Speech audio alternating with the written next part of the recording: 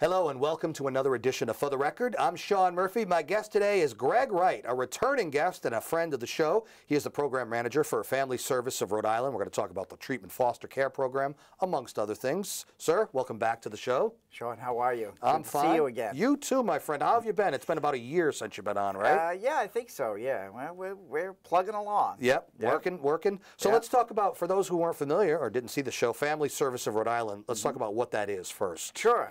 Family Service of Rhode Island is probably one of the oldest nonprofit social service agencies in Rhode Island. Been around for over 100 years, and we offer an array of services to the community.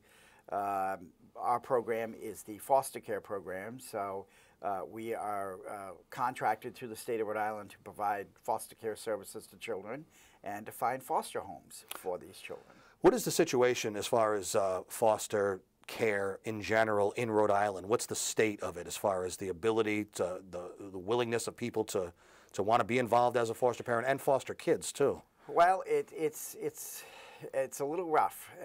We are desperately seeking foster parents. Okay, so there's a shortage. There is a critical shortage, and I need to emphasize that word critical. It's critical. We need a lot more families.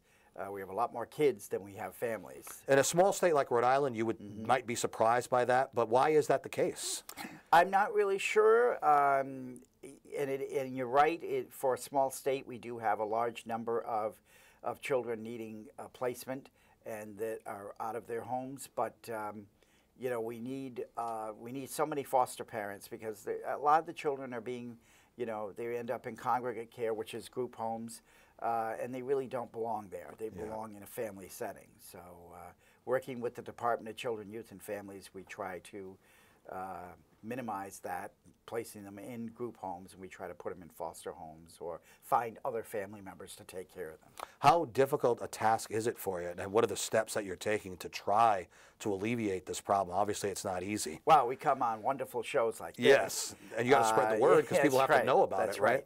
And that's what we do. And we find actually that our best advertisers or our best promoters are actual foster parents, people that are doing foster parent currently, that are experiencing the foster care system. They are our best recruiters. So we get them to, we ask them to talk to your neighbors, talk to your friends, talk to your your congregation at church, and ask them to to tell them about the critical need. So when you ask them to speak on your behalf and just kind of tell their story, and I know that we're definitely going to get to that in the second segment, but what is it? What is it that's so rewarding about being a foster parent? What do they tell you that is just the greatest recruitment speech that they could possibly give? Just I think, and Elaine will talk more about this, but I think just the satisfaction of being able to give a child a home, a safe home, taking them out of the current environment that they're in. I mean, that's probably the most satisfaction, and it just becomes very rewarding. The kids in general, what kind of situations are they in? I know you mentioned that you don't want them to end up at a certain place, but what is usually their current status before they can, if they are lucky enough to be adopted or go into a foster home, I should say? Most of the kids are coming out of some pretty poor situations. Families have substance abuse issues or domestic violence issues, so they're being removed, because of that, because they're exposed to that, and so that's how they end up. And so it's a lot of times it's not pretty. And kids are not necessarily coming from the city, right? In rural areas. They're coming from all over. So all walks of life. There's no, we can't really say there's one, area, one community that there's a higher rate. We can't really say they come from all over. It crosses all, economic backgrounds, sociological I mean, it doesn't matter. So, and Absolutely. So, one of the things I wanted to ask you, as far as fostering goes, because a lot of people, they think about it, they may want to do it, but they wonder, like, for example, what the vetting process would be. And I know for everyone's benefit, it has to be very strict and rigid, and you have to, do a very thorough background check. But can you talk about that a little bit? Absolutely, yeah. And I mean, it is quite a process. Right. It's a lengthy process. It's an involved process. But it's the best for everybody. But it is the best for everybody, and we have to do the process the way it is, we have to, because we're trying to find the best families. We're trying to find the families that are qualified, and that have the best home situations and so forth. So the process is lengthy, but what we try to do as a team, especially at Family Service, is we work with you to make that process as less painful as possible. So it doesn't, we try not to get you bogged down in areas and try to make the process flow, smoothly. So, and the process can take anywhere from, a couple of months to 6 months. It all depends on, because we do, a really thorough job of screening all our parents. Right, and I think people should appreciate that. And you would imagine that if it takes that amount of time, it's necessary and it's for everyone's safety, and it works out. And I would imagine over the course of time, you've learned some things through the process and maybe kind of streamlined it a little bit so that the process can be more efficient. You know what I mean? Absolutely. Over the years, I've been doing this a long time. So over the years, we take every year we're taking a look at our processes. How can we make it better? How can we make it quicker? What are the barriers? We want to eliminate any barriers there might be to people becoming foster parents. And at the same time, you need to keep the balance. You want to make it as easy as possible, but at the same time, you want to make sure that the right person is matched up, properly. Right. And I'm sure there are some kind of other federal guidelines that you have to follow. Oh yeah, as there well. are all state and federal guidelines that we have to follow, and we're not just, a lot of people sometimes think that, well, okay, I'll become a foster parent, and then the next day you're going to drop a child off on my doorstep. Yeah, it doesn't work that way. We don't do that. We have a process where we screen. We're not only screening the foster parents. The reason we're screening the foster parents is to make sure that they're viable candidates, but we're also checking to see what is your home environment like? Right, you go in and you actually go into the home, absolutely. right? Oh, yeah, many times. Yeah, we're in and out of the home all the time, and we make sure that we're matching the right family with the right child and vice versa. Do you also have to see if there actually is chemistry when adult and child meet? Absolutely, yeah. So again, that's an intangible thing that you really just don't know until they get together. So we're not, again, I stress that we're not just dropping the child off. The child is meeting the family, not only the foster parents, but all the family members. They're getting to spend a little time there before they actually move in. So, and now, do we get to do that all the time? No, sometimes there's emergency situations, but for the most part, we try to make a careful matching process. So let me back up and just take it from the point of view of someone potentially being a foster parent. If they decide that I'm ready to go on this and be a foster parent and change my life, what's the first thing they do? I'm just curious about the process. Yeah, so I mean, they can certainly go to our website, which is familyserviceri.org. And they can look at the website. There's tons of information on there about the steps and the process, and there are videos on there of actual foster parents talking about their experiences.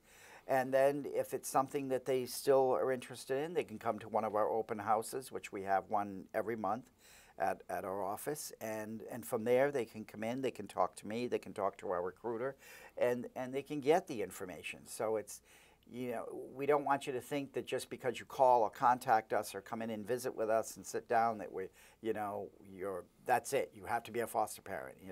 It's not for everybody. Right. When we understand that we're asking people, as you said, it's life-changing. We're asking people to do a monumental task here. When people decide to start the process and they start learning, obviously there might be someone along the way that discovers that maybe, now that I've learned what I know, maybe this isn't for me after all. Absolutely. And they back off.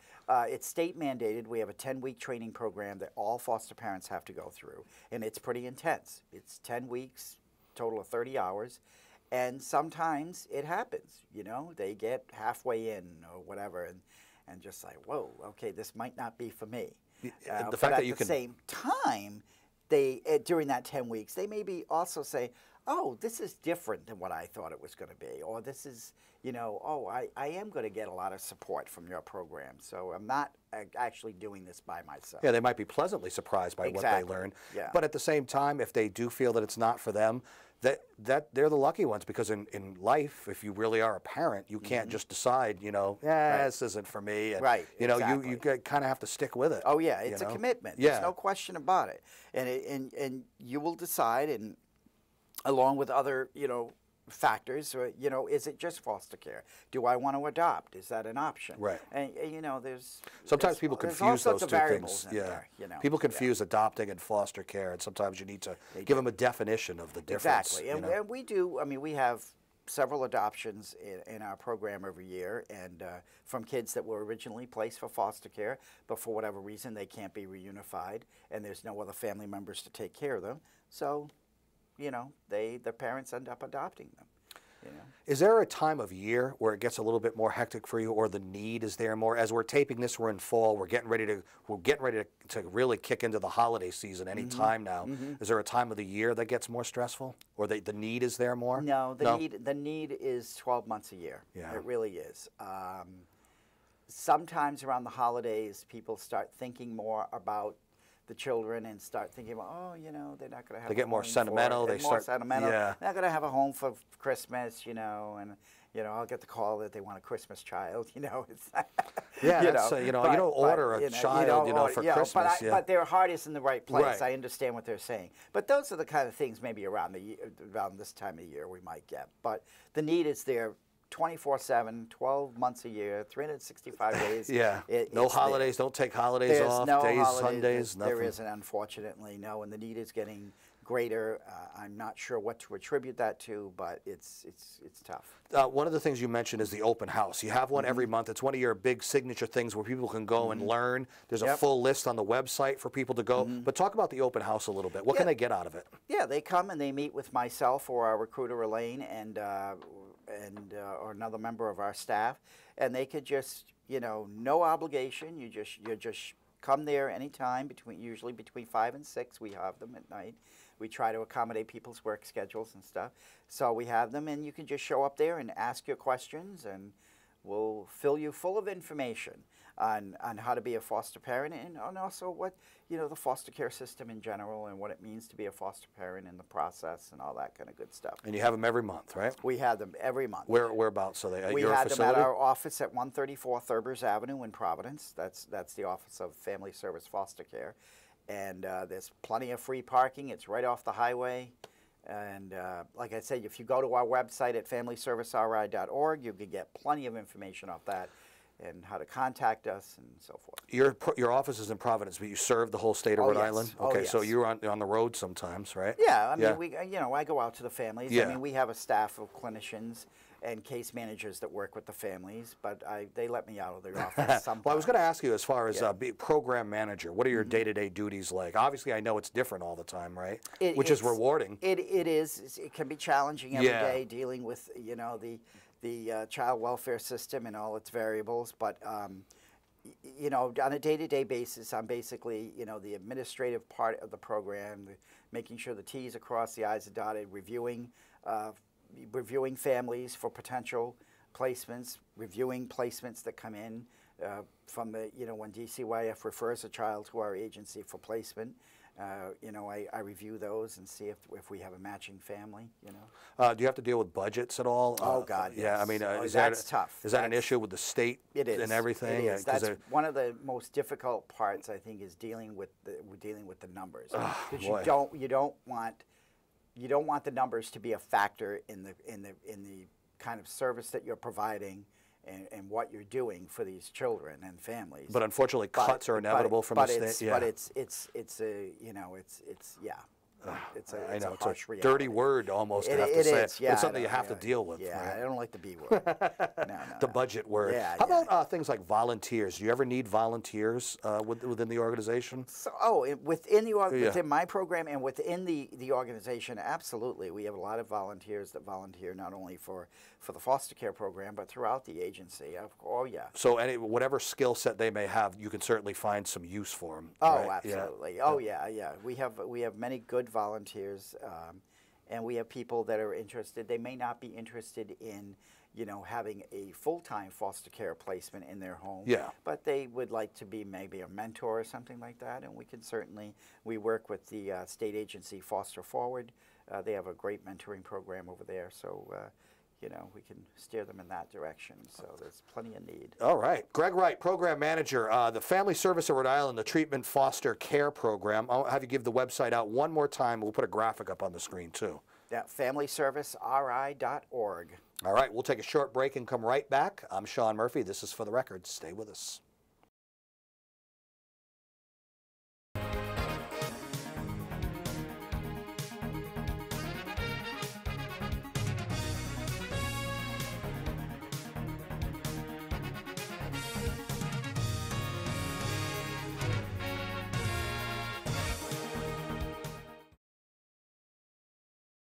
Welcome back to For the Record. I'm Sean Murphy. My guest for this segment is Elaine Gabalieri, and she is a foster parent herself and a recruiter. And first of all, welcome to the show. Thank you so much for having me.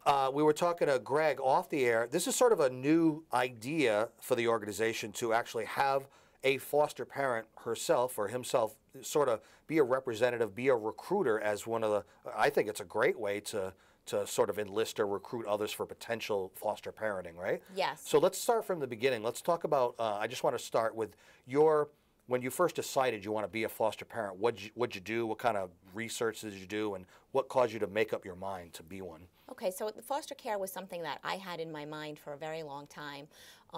My husband and I are a blended family. We have 4 kids of our own before we started on the foster care journey. And we had been talking about it for a couple of years before we finally decided to sort of dig in a little deeper and do the research and talk to folks from various agencies. And we decided, you know, it was the right time for us. Our kids were getting a little bit older and we felt like they might be ready for it. And so then we just kind of jumped in.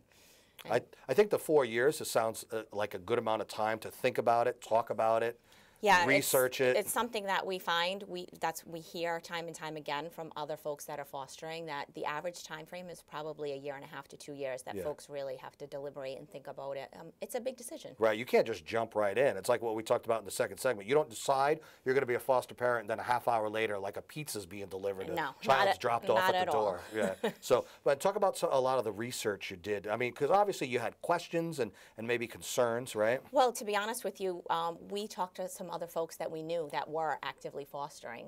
Some folks that attend the same church as us had recently had the first foster child placed in their home, so we spent a lot of time talking with them and their family and learning about the process and the experiences that they had.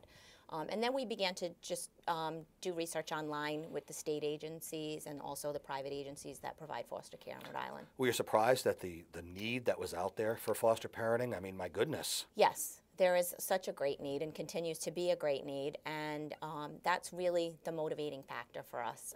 We feel like we have a family that's got a lot to offer, and we wanted to welcome a child in need into our home and provide that safe, stable environment. Now, talk to me about being a foster parent, especially, and I would imagine that makes it a little more difficult, is having your own kids, too. Sort of making the foster kids a part of it. It's one thing if they're the only ones and all your attention can be on them. And I can see in your eyes all the things that you know what I'm talking about. Well, right. So I mentioned we have 4 children of our own, and when we began this journey almost 6 years ago, they were at the sort of the tween ages. So they were 12, 13, 14. Don't they require all the attention just because of that? Absolutely. They required a lot of attention. But they also were becoming a little more aware about the world around them, and my husband and I did a lot of, talking to them about the fact that not all kids are fortunate enough to be able to remain in their biological families for one reason or another, and surprisingly, all 4 kids were on board from the beginning. Is that right? Because, I mean, listen, let's be honest, sometimes kids, especially around that age, they just by nature, they're a little selfish. They want the attention. Definitely about themselves. all the Christmas presents are supposed to go to them, and just things like that. But maybe it was the way you explained it to them and had them understand they were on board with this. They were. And like I said, we were surprised. As part of the sort of home study process and training process to become a licensed foster parent, the kids have to be interviewed, and that was one of the most daunting parts for my husband and I because we weren't able to be in the room, and we sort of sat outside and had to wait biting your nails. Yeah. What are the kids going to say? But like I said, they all really were on board, and they remain on board even now, and we've been active foster parents for 6 years. But just like kids, I'm sure there's little scuffles that occur. Well, yeah, you know what? We have only taken children in that are younger than our children, and a lot of times that's what we find works best for families. But also there's another side to that. Your baby is no longer your baby if you have a child younger than them in your home now. So there's a shift in roles in the household, and everybody, it takes some adjusting. Yeah. But It didn't take too long, and the kids really enjoyed having a younger one around. Maybe they could be sort of maybe they felt like they could be a mentor. They could almost teach the younger kids something Absolutely. too, right? You know, Yep. once they accepted the fact that the first thing they have to do is accept the fact that these new people are members of our family and are members of the household now. Yes. So, and then if they can get by that, like you said, it's going well. Yep. Okay. And the other part of it is, so now you're a foster parent. You like it. You love it. It was the right move for you, right? Yes. And so that's a couple of kids that could be saved, thankfully. But now you need to spread the word. You need to tell people the joy of being a foster parent, and also helping out in the sense that you know the need is there in Rhode Island. So you became a recruiter. Absolutely, yes. Earlier this year, I became foster parent recruiter with Family Service of Rhode Island Treatment Foster Care Program. Again, for the very reason that having someone that has lived experience, that is actually dealing with the child welfare system on a day-to-day basis, dealing with all of the agencies that provide services to the kids that are in care, it's really helpful to give people a true perspective of what's going to happen and what are those changes going to be like in your household when you accept a foster child into your home. One of the big concerns I know people have when they're thinking about is, can I handle this financially? Because that's a big deal. Right. Well, every foster parent in the state of Rhode Island receives a stipend. It can vary depending upon the needs of the child, but they will receive a stipend that is meant to help offset the costs of taking a child into your home. So tell me about your role as a recruiter. What exactly do you do? Do you chat with potential foster parents, and do you kind of just tell them what life is like? I do. So we get a lot of inquiries from our website. And I answer those inquiries and I talk to them. And again, you know, I need to explain the process and go through the particulars, the required background checks and various things, but also to just explain to them what it is actually like, not from a clinician or Right.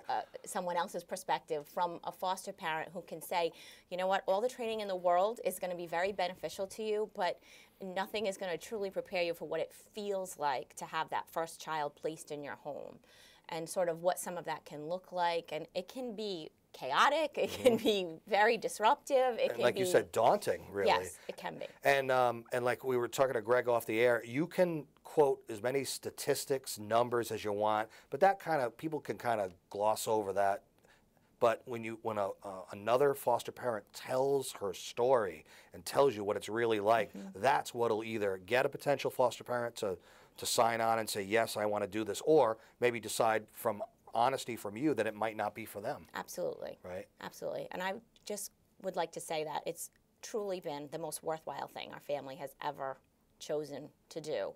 And it is not without its challenges, but the reward of knowing that you have provide some safety and stability, even if it's for a short period of time, because the goal is always for a child to be able to return to their biological family whenever possible. And that's the other question we get all the time is, how Right. can you let them go? Oh, well, goodness, it's not yeah. about letting them go. It's about helping a family stay together.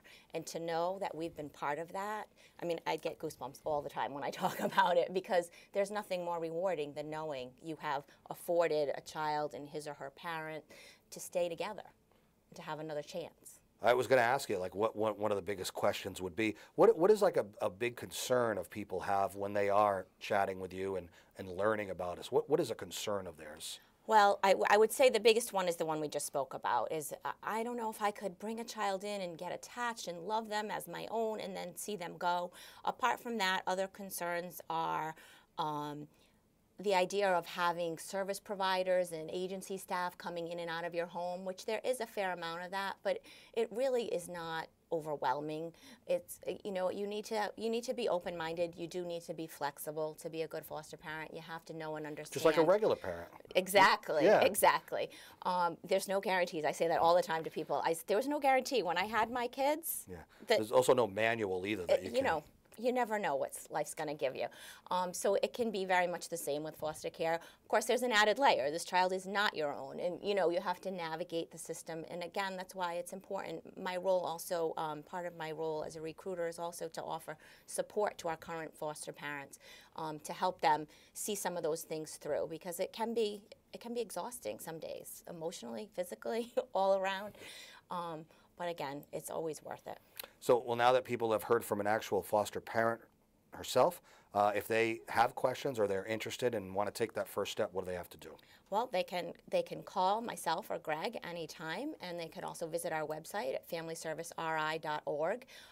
We would welcome and love to have them attend one of our open houses, which is also listed on our website. We have one every month, and they can come just hear more about it firsthand, and then we can get the process started if they're interested. I hope they are interested. We learned a lot from you today. So Elaine Gabalieri. Yes. Got it. Foster parent herself, and also a recruiter, and a darn good one, too. What's it like to work with Greg, by the way?